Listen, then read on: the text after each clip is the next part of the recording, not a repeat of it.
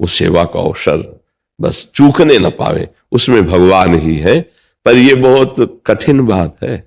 आज इतने लोग स्वार्थी हो रहे हैं, पूछो मत। एक बार हम रात्रि के 11 बजे, पहले की दिनचर्या थी जब ये डायलिसिस शादी नहीं होता था, इसको तो 18-19 वर्ष हो गए किडनी के उससे, तो उस समय माधुकरी वृत्ति से जीते थे। तो 9:15 बजे तक राधा वल्लभ जी की आरती की, फिर 4 घरों में रोटी मांगी, फिर यमुना किनारे पाके 11 बजे रात्रि के वापस होते थे। तो ट्रैक्टर का वो जो जोतने वाला होता है ना, उसमें जो गोला होता है जिसमें वो फंसाया जाता है, उस गोले में एक नवीन गाय का पैर फंस गया था और एकदम दृष्टि पड़ी, अरे हम कहा अगर जरा सा झटका मारेगी तो टूट जाएगा। अब दौड़ के गए, उसके पैर को ऐसा पकड़ा, क्योंकि और कोई उपाय हमें समझ में नहीं आ रहा था। अब इतनी वजन की थी कि उठाया रोका जा नहीं सकता था, तो पैर को पकड़ा कि इसका पैर न हिलने पावे। अब हम लाख कोशिश करें, उठे नहीं। 2-3 आदमी निकले, उनसे कहा भैया थोड़ा सहयोग आप दे दो आकर के, मान लो गाय को थोड़ा सा उछाक देंगे तो इतना पैर ऊपर उठ जाएगा। हम चिल्लाते रहे, कोई नहीं आया। अब हम कितनी देर पकड़े रहे। हमारे मन में आया कि सामने एक घर था कि अगर दौड़ के जाए गेट खटखटावे तो शायद कोई निकले आवे, पर ये हमें नहीं पता था कि हम दौड़ के जाएंगे इधर वो निकालने की कोशिश में। तो जे ही हम छोड़ के दौड़े से भट्ट से हुआ, क्योंकि वो पशु है ना, निकालने को बस ऐसे टूट गया। बहुत क्लेश हुआ कि अगर वो 3 आदमी जो गए थे हमारा सहयोग कर देते तो हम गाय को बचा लेते। ऐसे ही कई परिस्थितियां आती हैं जिनमें बहुत बड़ा सुकृत हो जाता, लेकिन हम लोग स्वार्थी इतने हो गए हैं कि ध्यान ही नहीं देते हैं। तो ये सबसे बड़ी पूजा मानी जाएगी यदि आप किसी शरीरधारी की कभी ऐसी व्यवस्था हो कि वो अव्यवस्थित है और आपकी जरूरत है, तो आप सच्ची मानना इससे बड़ा दान, इससे बड़ा पुण्य, इससे बड़ी सेवा और कोई नहीं होगी। आज हम मानवताहीन होते चले जा रहे हैं। नहीं, किसी की बहन बेटी को कोई छेड़ रहा है, मार रहा है, पीट रहा है, हो सकता है कृपा करे तो वीडियो बना ले, लेकिन हस्तक्षेप नहीं करेंगे। क्या यार तुम्हारा पुरुषत्व है, क्या तुम्हारी मनुष्यता है। एक आदमी अत्याचार कर रहा हो, तुम ये देख करके मुंह छुपा के चले जा रहे हो। नहीं, ऐसा तो नहीं होना चाहिए। क्यों ऐसा? ये हमारी समाज कितनी बिगड़ती चली जा रही कि एक नौजवान आदमी किसी बहन बेटी को छेड़ रहा है, परेशान कर रहा है, और वो वहां से लोग आ जा रहे हैं लेकिन कोई हस्तक्षेप नहीं कर रहा। तब लगता है समाज है। वो जंजीर तोड़ के भाग रहा है, वो गिर पड़ी है और कई गाड़ियों से पीछे आगे निकल जा रहे हैं और उसको देख रहे हैं, लेकिन कोई उसको घेर नहीं रहा, कोई उसको रोक नहीं रहा। ये अब ऐसे लोग मंदिर में जाके अगरबत्ती लगावे, भोग लगावे, तो मुझे लगता है कुछ नहीं होने वाला, क्योंकि भगवान देख रहे हैं। भगवान ने कर्तव्य को पूजा बताई है।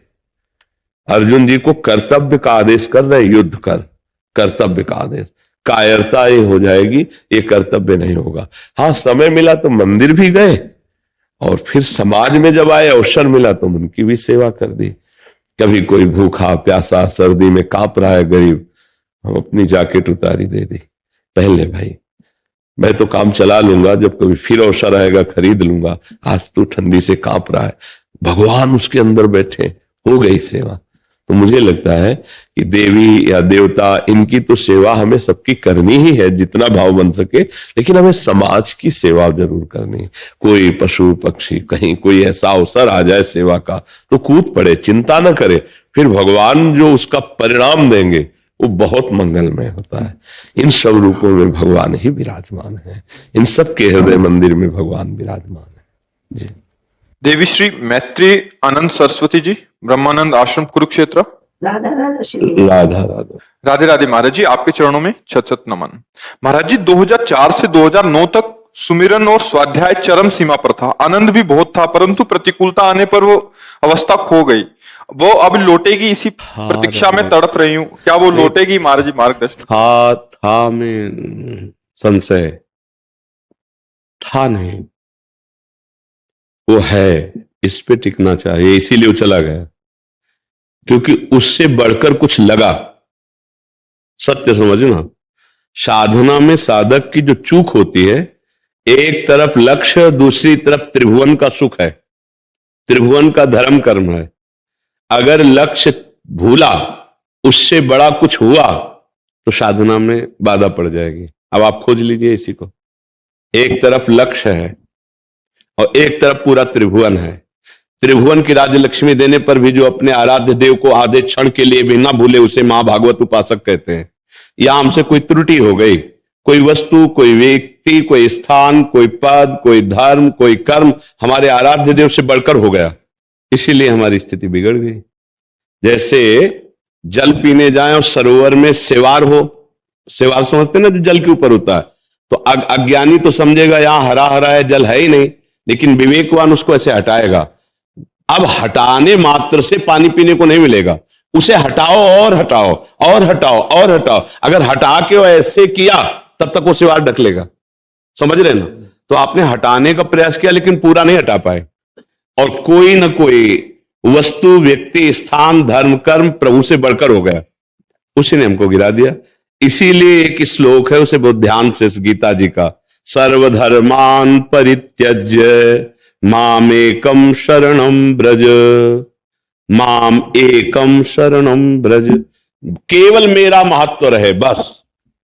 जिस कर्म से, जिस धर्म से, जिस योग से, जिस ज्ञान से भगवत विस्मरण हो जाए, तो गोस्वामी जी कहते जोग कुजोग ज्ञान अज्ञानु जहां नहीं राम प्रेम परधानु, सो सब धर्म करम जरी जाऊ, जहां न राम पद पंकज भाऊ, सब साधन कर यह फल सुंदर, प्रभु पद पंकज प्रीति निरंतर, प्रभु पद पंकज प्रीति निरंतर।